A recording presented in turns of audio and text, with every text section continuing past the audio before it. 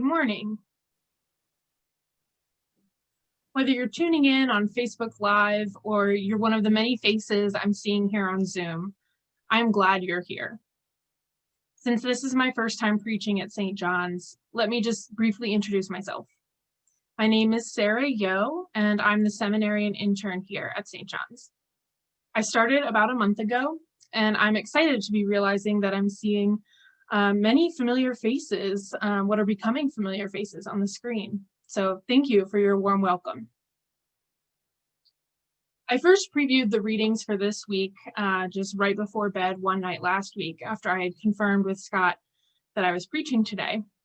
And after finishing that last passage from Matthew, I was worried that I would have nightmares about the outer darkness where there is weeping and gnashing of teeth. That is some intense imagery that Matthew leaves us with today.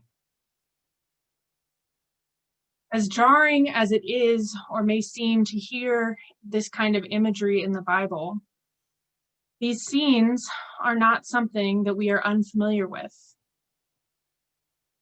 Over the last month, the wildfires that have rampaged across this state have produced terrifying landscapes that induce fear. Last week, Scott shared the photo of the scene he woke up to when he had to evacuate in the middle of the night. And since the onset of this pandemic, images previously unimaginable have covered our news feeds of ice rinks converted into morgues and mass graves for the bodies that are unclaimed.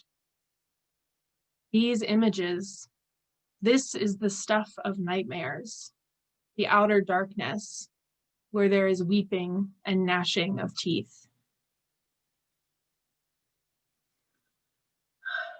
And in all their great wisdom, the folks who put together the parable alongside really comforting texts.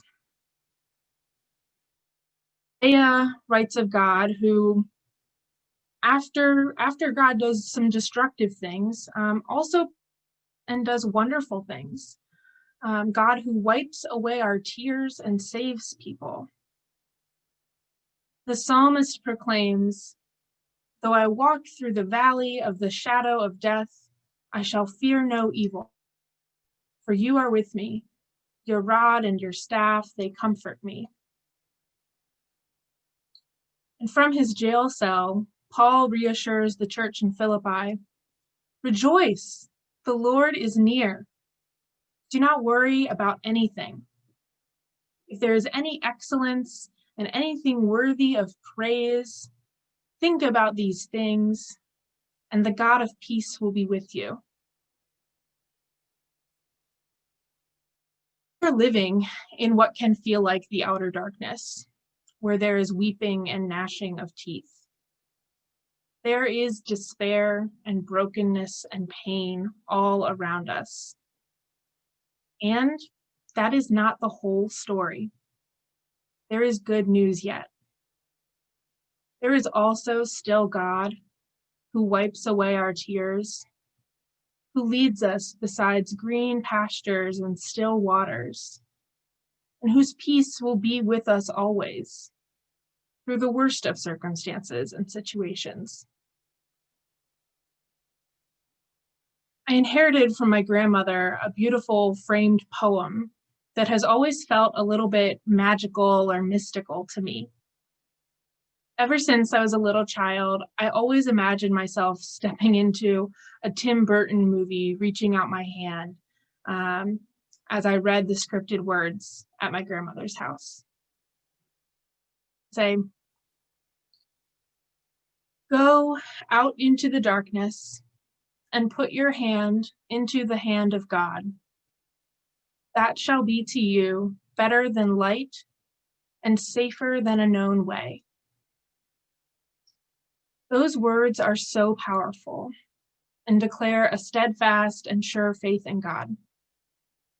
They boldly claim that it is better and safer to be out in the darkness with God than it is to be on a well-lit path without God. So let's come back to Matthew's parable with this poem in mind. The man who is at the last moment invited to a wedding banquet shows up in ordinary clothes rather than the wedding robes the king expected his guests to wear to this event. And so the king threw him into the outer darkness where there is weeping and gnashing of teeth. But there is no claim that God is absent in that darkness and pain and grief. I almost wonder if that would be preferable than being at a wedding banquet, a well-lit path, if you will, that no one wanted to attend, with a host who would throw you out if you wore the wrong clothes. This pandemic has been long. We have been staying at home for 7 months now. And in the past couple of them, here in the Bay Area, we've packed up our go bags in case our homes are no longer the safest place for us, even in the face of a novel virus. And with 23 days until the election, I feel as in the dark as ever. The threats to our democracy and the potential for civil unrest overwhelm me if I dwell on them. Sometimes I feel like even though we've been in the outer darkness for months now, we're just being thrown into a darker, further realm of it.